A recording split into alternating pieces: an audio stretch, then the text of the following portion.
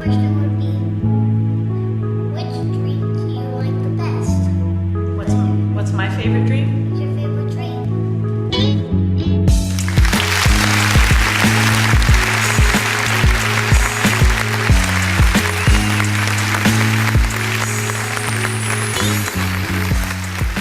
That beat gets me every time. Yeah.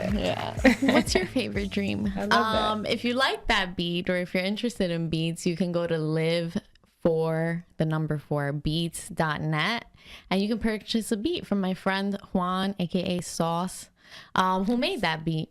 Thank you everyone for joining us today. This is the 5th episode of the Lorri Love Show, and I have Mwikali Words here with me today. Hello. She is the author of Love, Discovery, Recovery, and Relapse. Yes.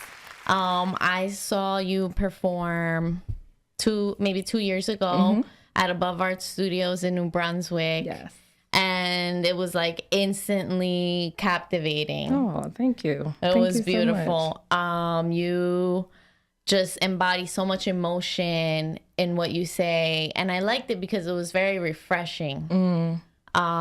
So for those of you who don't know Mwikali Words, Mwikali Word Bird Creations on Instagram, she does many things. She is a poet, an author, a creative writing coach, a teacher, a mother, an amazing human. Oh, thank you. Thank you so much. Thank you so much. It's a pleasure. Yes, thank you for coming. It's a pleasure to be here. And so we're going to start with a poem, right? Yeah, let's do that. Alrighty. And the title of the poem is? Love language. It's Love Language. And I Yes. actually saw you perform this poem. You did. I think this was one of the pieces that I most definitely performed, maybe 2 other pieces, but yeah. Yeah, and I've seen you perform a few times. You always switch it up, but I feel like this is like one of your classics, and I feel like it says so much. So let's do it. Let's do it.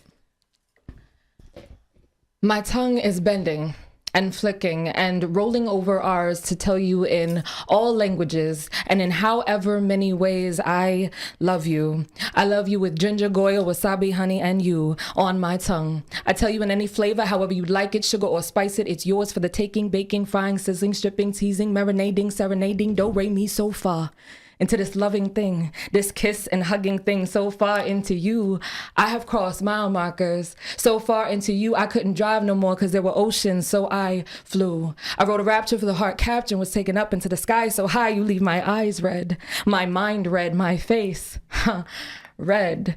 You leave me loved and assured and okay about my pre-kindergarten selfishness. Yes, you are mine and nobody else's. You are the most beautiful jaw and lips and fingertips and 2-hour trips just to bring me Dayquil and kiss. You are singing songs off key and unlocking things I didn't know I keep. You are singing songs to me that I have never heard before. You are reading the books off of my bookshelves and sending me Jerry Diff poets because you want to know me better and give me what I like. Well, you are what I like and love. You are like Costco's, dude. I have found everything I need in you. Thank you.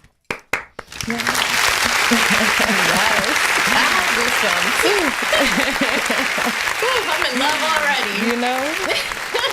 Yeah. I feel like you described that so well. Thank you. Thank you.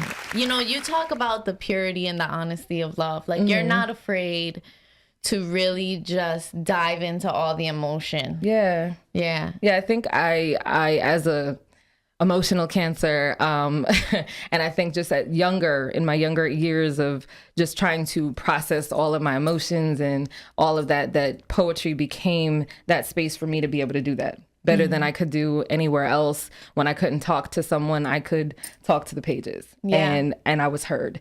And so it was like a saving grace. And so the honesty that you see there is a reflection of just me needing to be that. Because, you know, I needed poetry. You know, I still need poetry. It is that saving grace, you know, and that great place to turn a moments, feelings into something that people can process, you know, so. Absolutely. Yeah. When you recite that poem, you light up the room. Thank you. Everyone is just like, Thank you wow. so and you much. can feel like love is in the air. Yeah. Yeah. That's what I want. Yes, That's what absolutely. I want. I like how you mentioned in the poem that that you're supported in being like kindergartenish, like you know. Can you talk a little bit about that? About like what inspired that, you know, what you write in the poem, you know, what experience inspired that? Well, I think that love is definitely an action word, you know, like it should be anyway, right? Where it is a combination of what is done to show that love and the feelings that connect with a person when they have done these different things. And so it's like when you love, you know, you're willing sometimes to take those journeys 2 hours long to go and deliver this healing medicine because, you know, I know you could totally just go up the street to the Rite Aid and get your own cough medicine, but I want to show you I love you. So this is what I do. And I wanted to capture, you know, in that piece that love looks like these different things. You know, I have often been this person who's like, you know, I realize that there's so much in society that convinces you of what love looks like, you know, and sometimes it's consistently uniform, like the flowers, the chocolates, the, you know, and if you're not that person, right? Like I wasn't necessarily typically the person who's like, you need to bring me flowers and chocolates. And if you don't have that, I don't know that you love me. You know, like I was never that person, but those actions of caring that didn't look like flowers, but look like, you know, you sending me a poem because you heard it and you thought it was great and you thought I might love it too. You know, like things like that matter.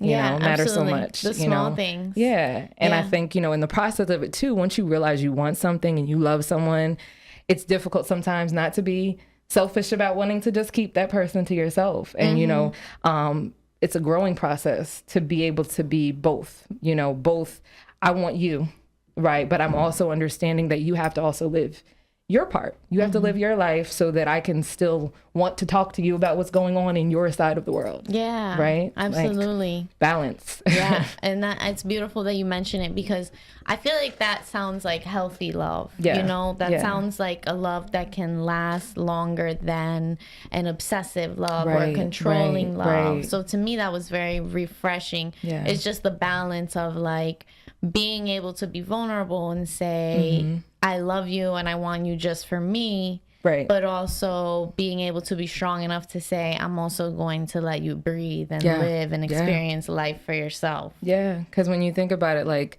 the whole dating process is this journey to know another person, right? And you fall for the person because they've done their own things, right? They've gone and traveled to this place. They've experienced these set of things. And so sometimes when you get into a relationship where you're now so close, right, that you do so much of your life together, right, you can sometimes forget that if you don't let them go and live their life, let me go live my life as well, that what do you then talk about? Right. Right. What do you then talk about? So it's so important to continue to grow, to read, to find ways that you're still true to yourself and still loving yourself, you know, first and foremost. Absolutely. Yeah. Yeah. I think that's something that's overlooked too sometimes if you're still discovering love for the first time, maybe. Right. You might get lost in it. And I think, I mean, when I read your book, it's just,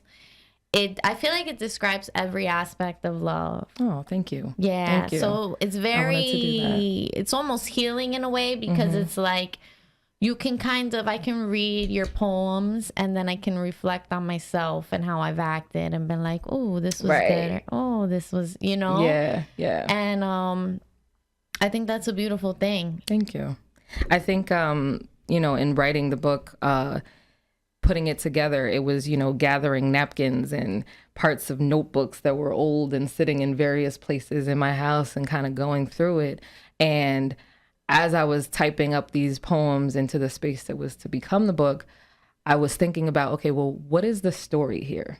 You know, even though it was a book of poetry, I wanted there to be a narrative. You know, I wanted there to be some sort of journey that you took from we're here and then we're here and then we're here. And so thus you have the discovery first, right? Like you have where you first meet love, you first feel like you understand what it looks like, what it means, right? And so that captures that piece. And you know, in the course of that journey, also understanding that there are hard places in love. You know, there are beautiful places where you're like, oh my gosh, I can't believe I got the privilege of meeting this amazing person. And then there are parts that are like, ooh, wait, now, so actually you could go, right? Like, dismissed, you know, like you have all of those moments. And so then you have the recovery where it's like, you know what, I am over love. I don't need love. Or, you know, just also potentially looking back within yourself for love when you realize that if you don't love yourself first, it's so hard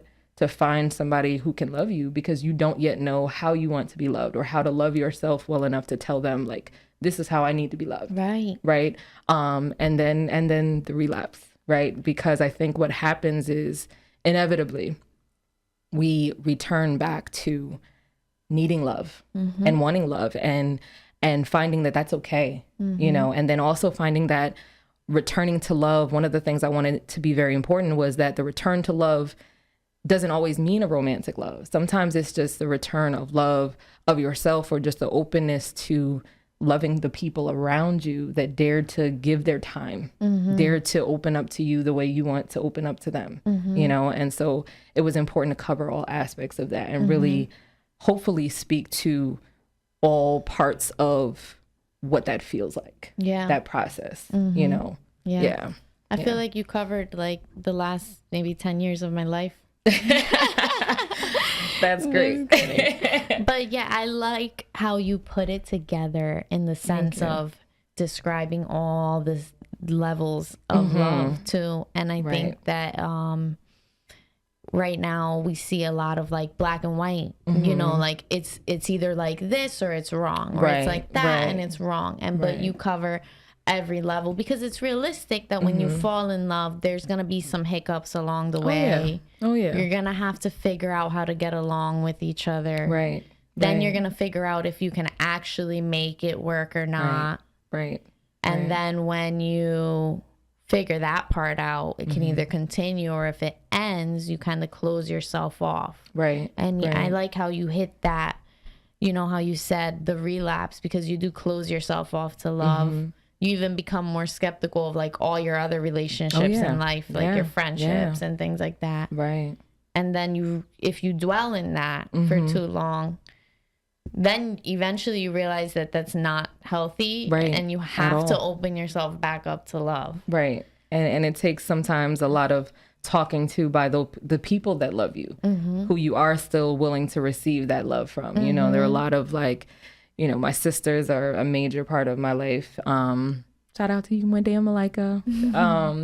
They're awesome, and they have been so much a part of my journey and just talking to me and being a sounding board, and not just a sounding board, but like they're the voices often that would say, you know, I know that this is what you think this has to be now. Like if it didn't work, I know you think it can't ever, right? Because, you know, I can be dramatic.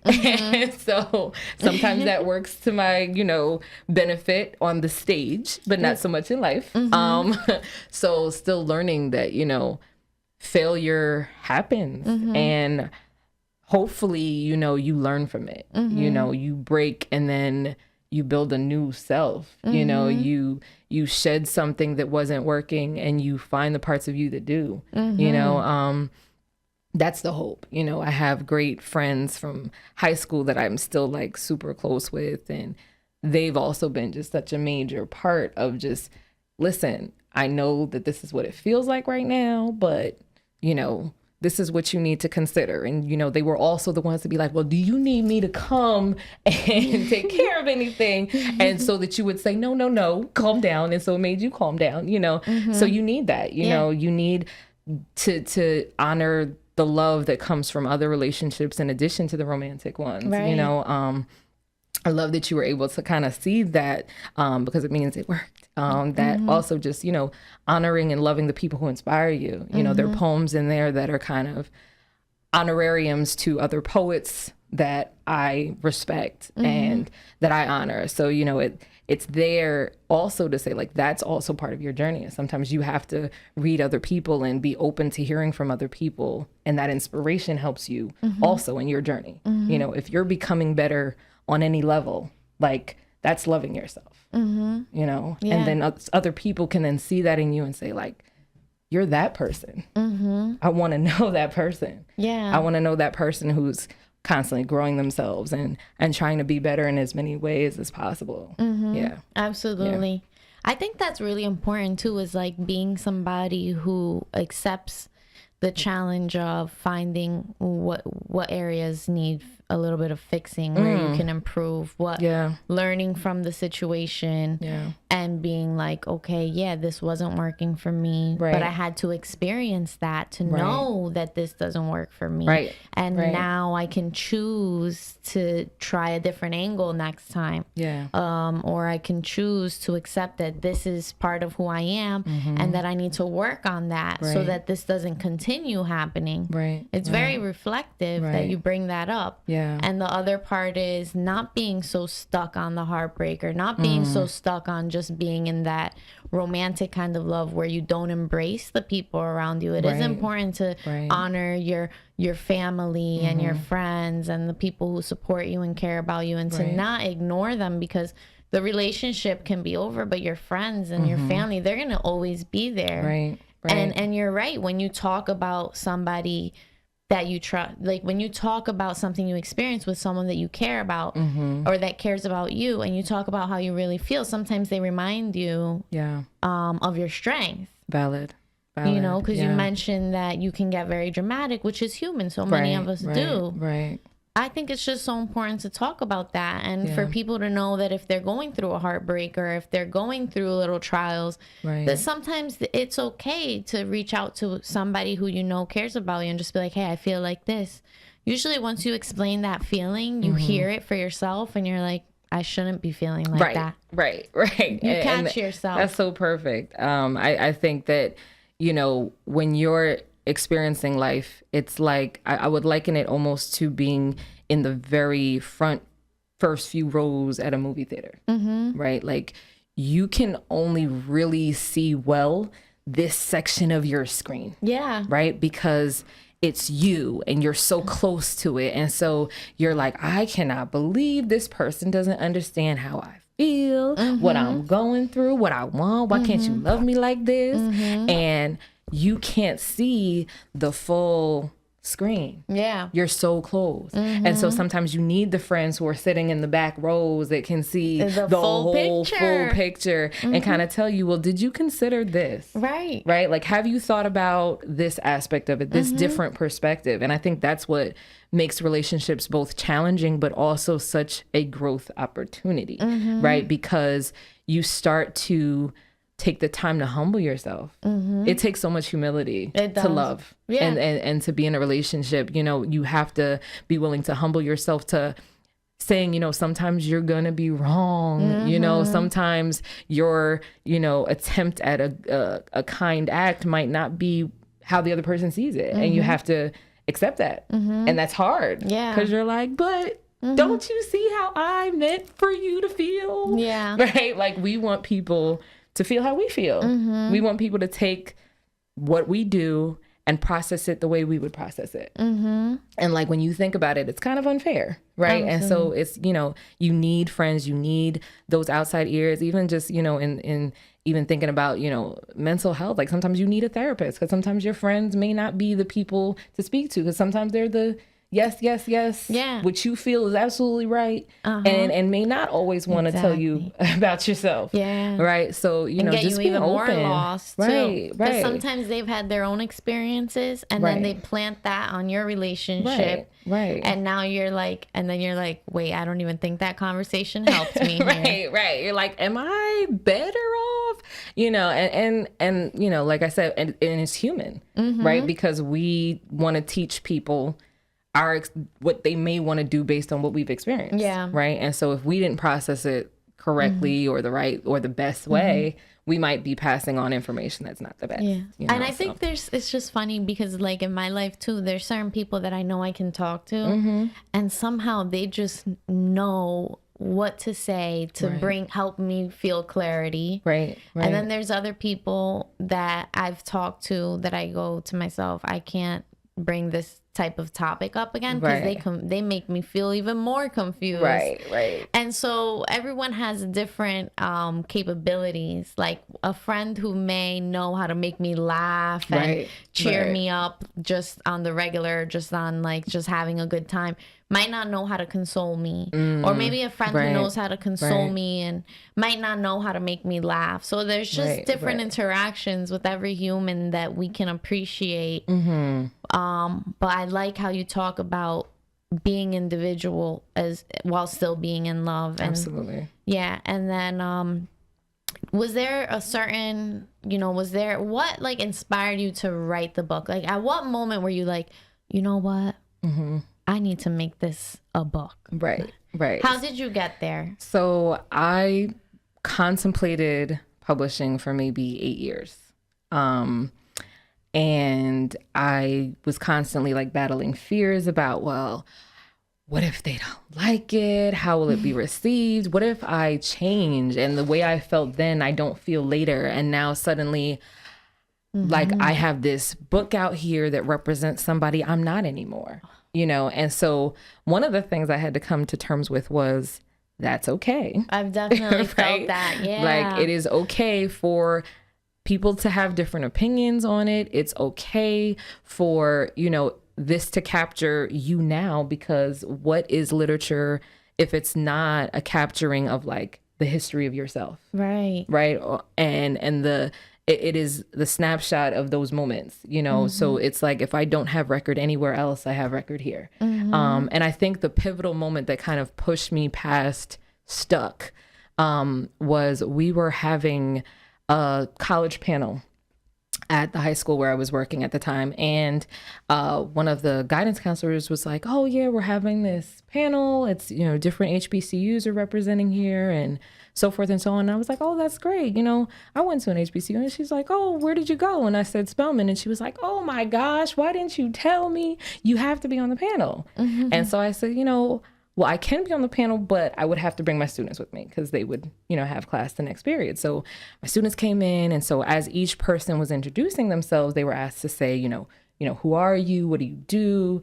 And, when it was my turn, I, first, obviously introduced myself as a teacher at the particular location. And, I said hi to my students and I said, and future published author. And so it was like I spoke it into existence before people who were going to hold me to it. No one will hold you to something like a young person. Like these students were looking at me like, yes, okay, Ms. We're gonna wait. We're gonna be waiting. When is it coming? You're gonna write a book. And so it was like, you can't let them down. Now you've declared it. And I think there's something to be said for having somebody to hold you accountable. And I think it pushes you out of, well, this is my secret, personal, private dream. Nobody knows about it. So if I don't do it, I can't, nobody can tell me, well, you didn't achieve this. You were a failure. Happened. Like now it's like, okay, no, you've put it out there. Yeah. So now it needs to be a reality. Right. Keep your word. Yeah. And so that really was a moment that I was like, okay, I'm going to do this. And then, just hearing from friends when I was like kind of trying to poll people about like, what would you want to hear? Like, would you want this to be something that was digital? Would you want this to be like a hard copy book? Because my friends knew I was writing. They knew poetry was out there because I was always posting poems and so forth. And so they were like, no, publish this book. Like, when is it coming? I didn't know do you like start a GoFundMe? I'm going to, put deposit money in so you can go ahead and publish, like do your thing. And friends really just stepped up in that way because it was like, oh, I want to publish, but it's not cheap, right? So, I asked, about different publishing agencies, where should I look, and did my research. And so I was like, okay, you can do this. It's going to be difficult. It's going to be scary, but the scariest part is that part right before you start and you actually do it. Yeah. The scary part is not once you're in it, because once you're in it, you're there already. You know what I mean? The difficulty and the nervousness comes from the anticipation of am I really about to do this? Right. You know, and then I got to a place where I was just like, I won't be happy with myself if I leave this earth and didn't do the thing I said I wanted to do. I won't be okay. That's real. And that was just like, okay, full in, like whatever it takes. That's Let's real. go. Yeah. Sometimes they say that, like, Yeah. if you're not happy in life, it's probably because you're not doing things that actually like feed your soul, that represent what you feel that you're here for. Yeah. So having the courage to overcome those fears and being like, I'm going to do what is meaningful to me, what I feel is important. Right. You get kind of reminded that you have just this one life. Right. And so it's like, if I have one life, what do I want to be said I did? Or what do I want to be able to look back and say I did? Yeah. You know? Absolutely. Right. You're right. It's a bad feeling when you put it off and put it off and put it off, and you get so much anxiety, because then you start telling yourself, well, what if this goes wrong, and what if that goes wrong, or I don't know how to do this, and I don't know how to do that. But once you take that first step, and especially when you have supportive friends and people, you're like, well, now I have to do it, and I have to figure it out. And it just becomes a matter of trial and error and solving problems. You have to be a good problem solver in order to create anything or bring anything forth, because there's always going to be opposition. It's just a matter of overcoming that opposition. Right. So, you know, there's a lot of people who want to write a book, and they just don't know how to start or what to do. Like, what advice would you give them? Well, one, I would say, you know, if you have it in you to do it.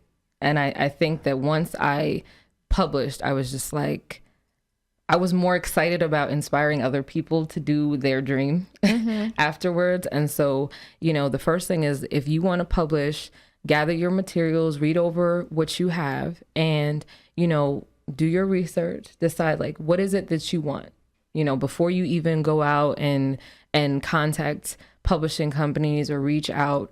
Decide what you want, you know, come to some terms of like, I want my book to read this way. I want it to look this way. I want it to be comprised of some of this. And then, okay, what am I willing to what can I afford? You know, what can I afford? Seek out, you know, different publishing companies that also kind of meet your needs where you are, you know, not just monetarily, but in terms of services and what you want. One of the things I'm super proud of is, you know, just being able to be part of the publishing company that Rasaru actually started, where in the Rebel Ink Publishing Company. And one, I thought it was just such a brave thing, because it's like, you're starting a company, like this is huge. And then beyond that, though, shout out to Ross Haru. Yes. And the Rebel Ink Publishing Company crew, including Elliot Font, who is also a major part of the publishing company. And, you know, it's been just very exciting to just see the interactions between people who are the writers that come as clients, and seeing that journey, and seeing just there's a very personal touch that I'm kind of like, semi-sad that I didn't get to have that sort of personalized touch for the first book. It was much more, you know, you were able to contact an agent, you know, via like, here's a message, and email back and forth, which was fine. Like they were very professional. Outskirts Press was a very, you know, very, very good company to work with. But I have an opportunity here to see writers meeting at like the local restaurants, and you're just like sitting and talking about, okay, this is my dream. And this is what I want, and knowing that this person is personally invested, whereas you know, 9:30 p.m. and you can call this person and say like, I'm stuck on page such and such. Can you just give me an ear for a second? And I think because there's such a genuine love for people who create, for being a part of a journey that allows creatives to really have their voices heard and to be part of this community, I think has been a big part of why Rebel Ink Publishing has been just like a very monumental piece in addition to the community, and as a resource for people who may be looking into writing and really want a hands-on approach, where it's not just, okay, I'm going to send this email to this person far off in the distance somewhere, but like, I can see you and I know you. Like it was, you know, just really exciting to to begin that process, or has been exciting to begin that process and to just see what comes out of it. Yeah, absolutely. Yeah. Much respect and best wishes to Ross and Elliot, because I've actually seen them also perform. Yes. I think it was called like Rebel Poets. The Rebel series. Yeah, you came that I went to one time. Yeah. And I think it was like a year ago. It was we were in Jersey warmer City. out. Yeah. And I brought my friend Giselle there with me, and she loved it. Yeah. And I loved it. And it was very fun. Yeah. And so is that kind of how it started, the publishing company? Because I know they were doing like poetry events and open mics and things like that. And I know that Roz is a teacher, Elliot's a poet. Right. And so I think, and Ross also has his book, right? Yes. Ross Haru, Portrait of a Poet. It's an excellent read. If you haven't gotten it, you definitely, worth the read. It was just a pleasure to kind of see him in his process and just see. And I think this was also part of why he knew he could do that. And I think that's also what really launched, the publishing company. Was like he went ahead and he did it himself, and then he was like, well, I could do this for someone else who also wants to be able to do this, right? And I want to be able to be a help in that way. And I think he's also a teacher, so it's like the natural desire to want to help people to get it, whatever getting it means in terms of just creativity, understanding, whatever that might be. Like, I want you to get there. The idea that I don't want to just get to my goals by myself. I want to be taking the crew with me. Like, let's go. And so I think, in publishing his book and just watching him and just how meticulous he was with going through pages and double checking and rechecking, and the lines had to be just so, and like, there was such attention to detail. And I think he knew after that, like, not only was it something he wanted to do, but it was something that if he worked hard, he like really could do this, and so it's always been, I think, the dream to bring creatives together and give different opportunities for creatives to create and to also push forth and be advocates for their own work and for the great things that they may be doing. Yeah, absolutely. Yeah. I feel like it goes very much hand in hand with the creative writing workshop that that you are a part of. Absolutely. Let's talk about that. So you have a creative writing workshop. It's once a month. Yes. It's called Rhythm and Words Creative Writing. And so essentially what you have is this great mix of music and writing. And so we get together. Typically we're located at 2Q's restaurant in Union, New Jersey. And it's a great establishment, great food, just very comfortable and like loving vibes, very positive, just atmosphere. And so this has been over a year now, actually, since it was first started. And, I worked with Roz mostly as a creative consultant, so to speak. We go over the prompts together. We kind of volley ideas off of one another. Occasionally I'll co-host and so forth. But the idea behind it was you come in, you get this great opportunity to listen to good music and write in response to these writing prompts. And so, you write, and then after you write, it becomes this show where, okay, if you want to share, you can share. So it's an open mic, but it's an open mic that you get to witness creativity happening on the spot. Like typically when you go to an open mic, somebody's already, written their stuff. You come, you have your poem on your phone or your book or your notebook, you memorize it, and here I go. Right. And I think that's beautiful. But what's great about this is just, you get to see people really become vulnerable. Right. Because the greatest poem sometimes takes a long time to continue to be cultivated, and so when someone's vulnerable enough to come and say, I'm going to share with you this very raw piece of myself that I just put together here in response to this prompt that was just made, like that to me is just so cool. Yeah. Like, it's like freestyling and rap, but with poetry. With some like a little bit of preparation time, but you go. And it's great because we always have somebody who's like, oh, I don't really do this. And then they go up and they do this. And you're like, you know what? You do this. Right? Like now you do. Yeah. And so being able to be a part of that, like being able to be part of birthing art essentially, because you write a poem that maybe you would have never written, Right. because you may have never thought of things in that way if you hadn't been asked. Right. And so I think that's such a powerful thing. And we've had some great musical artists as well as poetic artists, and some great vendors, including the poor artist Michelle. She actually designed my glasses. And she does like paint and sips and so forth. And so we've had that. I've seen that. Poor artist the NJ. poor artist like NJ. POUR, right? Right, poor like poor, right? And Ross has been so consistent. He has not taken a break from month to month.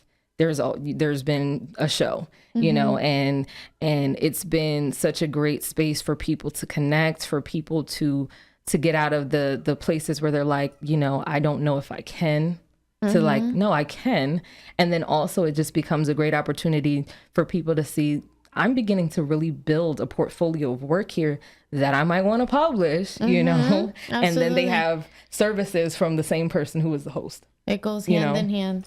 Absolutely. Yeah. Absolutely. And it's cool because it can help with, sometimes you get creative blocks where you just, you write, and then you feel like, oh, now I have nothing to write about. Like I've written the same thing. I feel like I've written the same thing. I don't know if I'm really pushing myself. Right. Like even for myself, like I say it all the time, like I really genuinely look forward to it. Not just as, okay, well, you're part of it, so of course you would look forward to it. No, like I genuinely look forward to it because it's a time where if I haven't been writing, this is a space where I know I'll be writing. Right. It's like challenging on the spot, and it forces you to create something. Right. And I think that allows you to open your mind to even more topics that you might want to write about. Because sometimes I'll like challenge myself to write about something different. And as I'm writing that, I'm like, oh, well, now I can write about this or that. And things stem off from there. Right. So I think it brings a lot of creativity forth. I've watched the videos online and I'm always impressed because you see some great features, all different kinds of people, all ages, and they just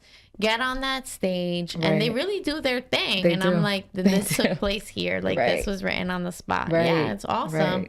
And there's also, always typically in our third round, we have an opportunity for people to share, like if they did already write something that they really wanted to share. We've had people share things from poems that they wrote to songs that they wrote that they wanted to hear people like listen and give them feedback and get a reaction, right? And that's great because it's like it's almost a workshopping moment where it's like not only can you share your piece, but you can have a conversation if you open the floor for it. We had a gentleman who came and he was writing a play and he was like, I just want to share a piece of this if it's okay, and I want your feedback. And so it's great to me that people feel comfortable enough to do that. And I think that's what we were also looking for, was a space where it's comfortable and where you feel safe to share. You feel safe to make mistakes, to experiment, with your sound, with your voice. It's been a very, I think, important part of just growing as a creative person, is that you become so inspired by others where you thought, I'm going to come and I'm going to spit this piece and it's going to be great. And then you end up not just like having that moment, but having moments where you're like, you feel mentored. Yeah. You feel mentored and you by feel what like comes now to you're the going to mic. take it to the next level now. Like now you feel like you're getting better at what you're doing. Yes.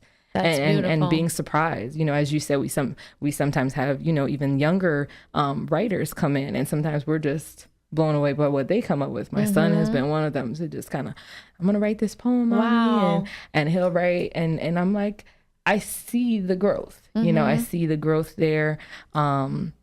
People from all backgrounds coming and he's just sharing 8 years old. 8 years old. Yeah. Little artist. Wow, it must be so cool to have a mom like you. Oh, thank you. Like, we're gonna write a poem. We're gonna do some art. Right. I mean, he's a creative soul. You can help him. So it works. Like, that's awesome. It works. It works to have a creative mama. Yeah, that's awesome. And so it's on Thursdays, is that right? Typically it's on Thursdays, but we've also more recently been able to secure some Fridays. So Okay. more recently we've been doing it on Fridays. And what's So- the timing like? Like what time So should people typically- arrive? Great question. So typically it's from around 7 and then may end around like 9, 10. It depends. A lot of people tend to, once the show is over, want to kind of hang out. So, you know, we definitely encourage, like, if you want to stay and chat, like, go for it, you know. But yeah, it's always a good time. I think that like I always just feel so grateful for people like you and Roz and, you know, Above Art Studios and just people who actually put together these events Right. where people can come together for the love that they have for something, because Yeah. it's like once you're not in, you know, maybe once you're not in high school, once you're not in college and Right. you have these certain passions, you're like, Right. well, where do I share? I mean, a lot of Right. art is sharing it and Yeah. expressing Yeah. and, you know, seeing how people receive it That's and so who true. relates to it. That's so true. And so if you have this passion for something and you have no one to share it with, sometimes you're just like, well, what the heck do I do with it? It's just Right. me and the passion. Right. And sometimes you want to share it. And I think that it's great that you're doing these events because it allows people who either have a little bit of interest in it to experience it, or someone who's been doing it for so long that wants a different kind of experience Right. to go and experience Right. something different. Because Right. there's a lot of open mics. They're all very awesome. Right. But then to be able to do it to where you're challenged on the spot and you're Yeah. writing something, and it's just Yeah. like a whole different element. It is. So I think that's really cool. Yeah. And I definitely suggest that anybody who is, because I have a lot of friends who write and like music and things like that, but they Right. just don't really get out there. Right. I feel like this is a great way for them to get out there too, because Right. it's a very calm and relaxed and just like down to earth experience. Right. It's not Right. like, you know, there's different kinds of events everywhere, but that's what this is. And I feel like Yeah. it would be more comfortable for someone who's like first time getting out Right. on Right. that scene kind of thing. And it's on purpose. You know, I think when you create something with intentionality, you're determined to make sure it is what you want it to be. You know, Yeah. and we want it to be this safe space where, you know, you see yourself blossom and you get a chance to really, as you said, like vibe, and that piece of being able to share, you know, is so key, because in that moment a new art is being developed, right? When you've created the art on paper, that's one part of it, right? Once you've shared, though, a whole other art happens with the reaction between the audience and the person presenting their work. It's like this is a relationship, you know, and so you have a lot of people who keep coming back, like, you know, are constant, you know, attendees of our event. And it's been lovely to kind of like add friends to our, you know, just circle of people that we care about. You It's know, beautiful. It is. It's family. And it's so important to just get out there and live and do different things and not just be stuck on the internet or in your house. yeah. Like, I know that there's so many people who stay home a lot. Right. And you know, you don't have to spend a lot of money to still live and experience different things. Right. You know, this is one of them. Right. And just getting out there and doing different things, and you never know who you're going to relate with, Right. and what you Right. can create out of that. So you know, true. like So true. I remember when I first started sharing my poetry, I was so nervous about it, but it was Yeah. my friends who pushed me to do it. Right. And I feel like every event that I go to, I've created different relationships with people that are so meaningful, Right. and where you relate to each other in a way that kind of like, it just does something to your heart and your Yeah. soul. Like you're just Yeah. like, you know, because you share an emotion or you share Right. something in common, Right. and you realize that you're not so alone as you may think you are Right. if you're Right. just always staying home and like kind of secluding yourself. Like it's important to get out there. Right. And it's a more low key version of getting out than, you know, like for the people who are not necessarily like club heavy or, you know, other things. I think people are always looking for doing something different. Yeah. You know, doing something so that it's like, you know, I experienced this completely other thing that I never thought I'd be part of. And and it was great. And it's fun, and you You know, laugh and you feel yeah. and you're still in a relaxed environment. Right. which Right. is cool. And you having a can good still go time. to work the next day if Right. it's on a Thursday. It's gonna be okay. You'll make it. Yeah, that's so Yeah. awesome. Yeah, And thank let's you. talk about, and you're very inspiring to me. Oh. I've been inspired by you from the day I met you because you had your you. book. I hope to write a book one day. Absolutely. Do And it. so you're very entrepreneurial. You're a teacher, and you also have your jewelry line. Yes. Yes. So most of the times I've seen you at events, you have your book, you have your jewelry, and I'm just like, look at this woman grinds. Yeah, Like, you know, yeah. I'm trying. it's awesome. I'm trying. How did you get into making jewelry? I was experimenting one day. I broke a necklace and I was like, oh my gosh, like these are such beautiful beads, and what am I gonna do? I wasn't devastated, but I was just like, I hate to waste things, right? And I also I'm a fan of salvaging, right? Like being able to take something that otherwise would have been trash and making it treasure, right? And so it began there. And then I was like, well, let me go and really like get the official tools and, just like play around with different wires and play around with different beads and different colors. And after doing that for a while, I was like, wow, you have so much jewelry and you are only one person and you cannot wear all of it. So just like maybe sell it, so that you can fund your addiction to making jewelry. And so that's pretty much what happened. And so it's like, I'm always sporting, a million rings and earrings and so forth. So these are all yours Yes, and you sell. And I see that you make like custom pieces too, I do. right? I do. People all the time are like, well, I like this piece, but I was thinking of more so a different medallion piece, or can you add this, or can you add that? And I'm always open for a challenge, So I love the fact that like most of the pieces that I have are, you can't duplicate it. It's just like once you have that one, that's it. Yeah, I like this. I like that you have the shells right now. The That cowrie is shells. beautiful. Those are fun. Yeah, We went point it to, at the camera a little bit. ta-da. Hey. So yeah, these are the golden grips, and typically my golden grips were just without any cowrie shells. It was just the wire and the idea of being able to kind of bend your fingers and also wear a long ring. Like I'm a fan of longer rings. I like statement pieces. So we had a festival in Patterson that we were vending at I the saw Daishiki that. festival. Okay. And and so while we were there, That was like I last week, always right? Yep, it was great.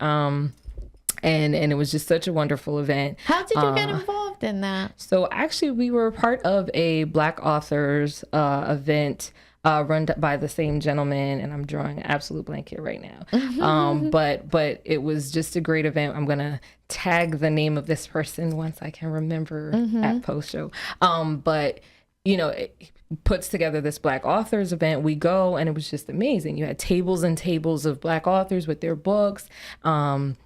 They were able to do a video in with Muhammad Ali's eldest daughter. Like it was just, a great event. We were able to sell books and connect with people. And they were like, you know what, you guys were great. Could you come to this event? And so now it's become a thing where it's like an ongoing situation where it's like, okay, if you need vendors and a performer, you know where to find them. That's awesome. See how you never know who you're going to meet, and it's true. so important It's to so get out true. there. Yeah. Especially as a creative and an artist, you have to get out there and meet people face to face. Absolutely. Yeah. And I think that's part of it too, is it just allows for more opportunities. And then when you're doing that, you then also want to give other people opportunities, so a lot of these events we've, as you said, like Above Art Studio has been a major hub also for that, where like we've met people there who we've then been like, hey, please, you're welcome to perform here in this space. Or we've been asked to perform for Michelle Alexander, the poor artist, her sister, Rochelle Alexander. She's held some events as well because she's an artist and fashionista, And so we performed at one of her events and then met this awesome violinist. And then she was, one of our features. So it's just this great exchange of artists giving other artists a chance back and forth, like this that's happening right here. It's because we met and we're profoundly impacted by one another, and so we're here. So I think it's great, and you have to build. You have to build, because it's the only way to continue to find out what it is you can do, I think, and then also just give other people opportunities to show and prove as well. Like where it's like, hey, listen, I'm also capable of this. Like, let me be a part of whatever you've got going on. Yeah. You know, like collaboration is huge. Yeah, absolutely. It's huge. It makes me go back to your book because it's like love is such a big part of everything in life. And I feel like when you're doing what you love, you then share that with other people who love the same thing as you. And now you're supporting one another. And like, I feel like that's such a great exchange of love, you know? It is. Because, you know, I think one great example of that would just be when we were having Rebel series, and we had like a hiccup of sorts where the person, we were like, okay, this is going to be our feature. And then they had some kind of issue that happened. And so they weren't going to be able to make it. And we're like, all right, what do we do?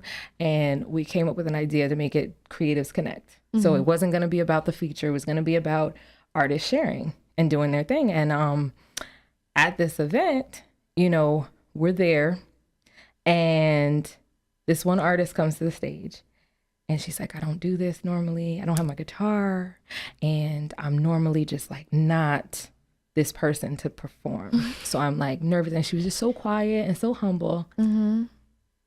A cappella, no music. She sings. And when I tell you, like, you could have heard a pin drop, like all you could hear was her voice filling up the room, bouncing off the walls in this beautiful, like angelic, like if your heart isn't feeling something, you are not, you know, breathing. Right? Like amazing. And it was like, we never would have had that if we hadn't made a space for it. And so after that, later, she became one of the features, like one of our first features at Rhythm and Words, is Enwa. She is easy, same old Shane on Instagram. She amazing What artist. Same old Shane. Okay. She is part of Chill Brown, which is a group. I feel The like you're group familiar with them. that, Rashad Wright. Yeah. As the leader of the band, and they, well, he will say that she's the leader, but in any case, like, just, you know, such beautiful and humble artists. Like they're amazing and will just be so just down to earth and humble. Oh no, you know, it's no problem. We're gonna do our thing. It's okay. You know, but like, it's like, but you're amazing. Yeah. Like you should have an entourage. It's like, no, get away from them. Right. And they're so humble, you know? And so I think, you know, when you realize that you can be this powerful being in this world, when you open your heart and your mind and your willingness to just allowing people into your space to do what they do best and constantly just find yourself inspired. Yeah. You know, you can't help it. Absolutely. Yeah. It's all about the fear, overcoming that fear, like the stage fright fear, and the, will they like it, or what if they don't like it, or because you're right, like you mentioned with her, that she was like, I don't normally do this, and she was nervous, and she was nervous to the point that she even shared it with you. You know, because sometimes we're nervous, but we don't say anything. But then sometimes we're so nervous that we tell the people around us. Like, we can't help it, and it's okay. Yeah, and then when you overcome that, and then even you can still perform 100 times and then go to a different place. And still be nervous. And be nervous like if it's your first time. And it's just, who cares? Just do it anyway. Do it nervous. Do it afraid. Do it with fear and doubt. Just do it. And you'll feel so much better afterwards. You do. Because you release the fear, first of all. You prove to yourself that you can overcome it. And then you get to embrace sharing something of yours with others. And it's always the people who are very self-critical who are actually so amazing and so great. And, you know, so that's cool. It's just, it's a very, like, eye-opening experience to just finally do something that you're passionate about, and could, because you experience so many different feelings, and so at that point your experience with life is all about, which is just like experiences and trying different things and sharing and embracing the whole process. It's what keeps us sane. I think, like, if we didn't ever get to share and you know, let people know what our perspectives were, like, I think we would lose it, you know, and you know, it's interesting because we were talking about this in one of my classes, and we're reading Native Son by Richard Wright. And, you know, in talking about it, one of the things that I asked my students is, you know, what are the benefits of sharing out your emotions, your feelings? You know, because one of the things the character experiences is not feeling like they're being heard for what they were experiencing, what their feelings were, and they were only being seen for the act, you know, what was done, you know, and not what happened that led you to that. And, you know, and I told them, I said, sometimes in relationships, in life, you don't necessarily always want to be just right so much as you want to be heard and understood, right? Like feeling like you are misunderstood is probably one of the worst feelings, right? Like for somebody to say, this is who you are, when you're like, no, no, like that's not who I am. This is who I am. We're telling you, this is how you feel. And you know, like that's not what happened, horrible, right? Like feeling. it's the worst feeling. And so I think this is why, you know, why we care about song, music, poetry, art. We care about it. We invest in it because it is the example of what it looks like when you say, this is who I am, and you put it out there, and it becomes this beautiful thing that didn't exist until this person felt like they were going to give voice to whatever was in here. Absolutely. You know, and then you learn more about your world, about others, and about yourself. You know, and that's the journey. That's life. Is, you know, hopefully the goal in life in part is just to become a better self, and also to understand the things going on around you and within yourself, so that you truly are experiencing life and not just living. Absolutely. And not just seeing things happen and not understanding why. Right. You know? Right. You have such a great message. Like, I encourage everyone to just follow Mwikali here, to buy the book. This book is amazing. And when I saw you perform the pieces that you did, your poetry, it kind of was at an important time for me, and it just made me have hope again. So like, what's an experience centered around love that has been like a defining moment for you, that kind of like opened your heart? You know, like, what would you say to somebody who has maybe gone through the bad parts of love? What would you say to them to bring them back in? That's a great question. I would say first and foremost, the biggest part is to go back and have conversations with yourself. I think we don't always give ourselves that quiet space to be by ourselves, to just kind of process like what we've experienced in relationships that didn't work. You know, not everybody writes poetry when they're hurting or going through things. Sometimes we just drown it out in distraction. You know, we drown it out in things that let us be numb. Right. And we don't process it. And so it's like the pain becomes for nothing, you know? And so I would encourage people who go through or experience at one point or another the challenges, the difficulty, the hurt, is it's okay. It doesn't mean that it's broken. It means that you learn something. It means that hopefully you were able to gather information from that failed experiment on love and find enough and gather enough to begin to move closer to what is for you, you know, and to learn that it doesn't always look how you plan it either. You know, like if I think that a lot of times we make lists of things where we're like, this is what I want, you know, and this is what I will not have, and all of these things. And sometimes we miss our blessing doing that. And that is not to say, you know, lower your standards or any of that, but just to be open to the possibility that you may not all the way yet know what love can look like for you. Right. Like, you know, I think that's so key. I think it's important to be open to understanding that it can hurt. Even when it is love, and even when it's good, healthy love, that it can hurt because you're automatically vulnerable. You've taken off your chest plate, your armor is sitting off in the corner somewhere, and suddenly you're just here and you're exposed. And it's like, how do I deal with trying to be strong as a person, to be safe from all the possible disappointments, if I'm this vulnerable?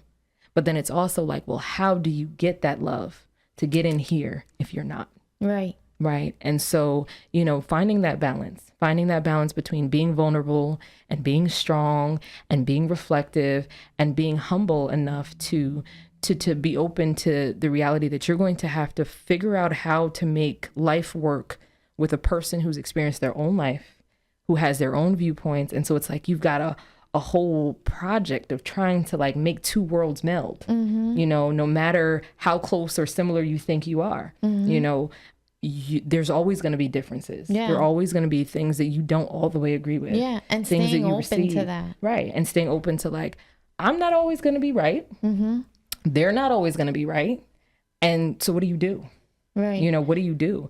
And how do you make sure that at the end of the day, you do choose you, right? Because, I liken it to when you go on an airplane, right? You go on an airplane, one of the things the stewardesses will tell you is if there's an emergency, right? And, your lovely oxygen masks come down, you have to put your own on first before you can help anybody else. And so I think being in tune with the fact that no matter what, you have to love you and do whatever that means for you first, forces you to love and ask for love from the person that you're with in the way that you need it. To say, if you can't meet me here, if you can't try, if you can't promise to at least work towards these parts that are very important to me feeling loved, then we might not work. And being able to be okay with that, being like, it would hurt me, but like, I need these things. And I think if you can do that, then you'll never disappoint yourself. Yeah. You'll never disappoint yourself. A lot of what I take from that is that it's important to voice to figure out and reflect what you need, and to be able to voice it in a manner where you're not being hostile or threatening, but that you're explaining what works for you and what doesn't work for you. Right. And talking about it openly. Yeah. Like, hey, this is what I need, and Communication. this doesn't help, and and seeing what comes from that. Because you may be unable to express that if you kind of overlook the importance of it. Like, you may just be like in for the ride and then not say anything when the speed humps come, and you're like, well, you think it, but you don't say it. So then what conclusion are you really drawing to? So it's important to voice what you need and know what you need and don't need. Communication is so key. Like, I think a lot of times we want people to just know. Yeah. Like, you should have just known I would have wanted this. Right. Like, what? What do you mean? The Like, moment and I'm that guilty of it. Right. Like, so I can say it from, like, in the same way that I typically tell my students, when I'm telling you to do this, I'm telling you because I'm also telling me. Like, I'm still working too. Yeah. And so it's like we sometimes are just kind of like, well, if you loved me, you would know that I would have wanted you to do this, that, or the other. Right. And it's like, well, no, like this person potentially wants to be loved a whole other way. Right. And so love for them might not look the same as love looks for you. Yeah. So be open enough to say, listen, I need you to listen to me talk about my day at the end of the day. This is something I need. That makes me feel loved. I need for you to talk to me like, with love in your voice as often as possible. Like, I need you to be kind to me. I need cuddles. Like, whatever it is you need.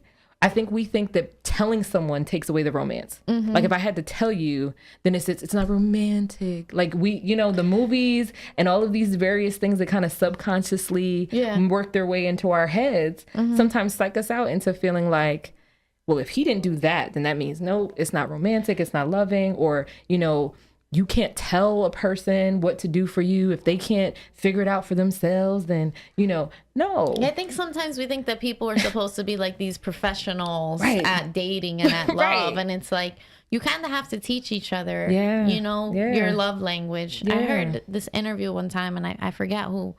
It was like on Oprah or something. And she was saying that everybody has a different love language. So someone's love language might be material items, and then someone else's might be nurturing, emotional support. The other person's love language might be just going on dates, like spending time doing different things. So everybody has different love languages. So it's important to realize that and to not be upset with your partner for not knowing Right. or realizing how important something is to you. If you don't voice that it's important, how will they know? Right. So at least you know that you did your part when you voice the importance. Yeah. I feel like we could talk about love all day. Like this has to become like a series or something. I don't know. It's complicated. It's a complicated topic. Yeah. But what we're going to do is in the description of the video, we're going to put all the links to the Rhythm and Words Creative Word Writing Workshop, to your Instagram, which is Cali Wordbird.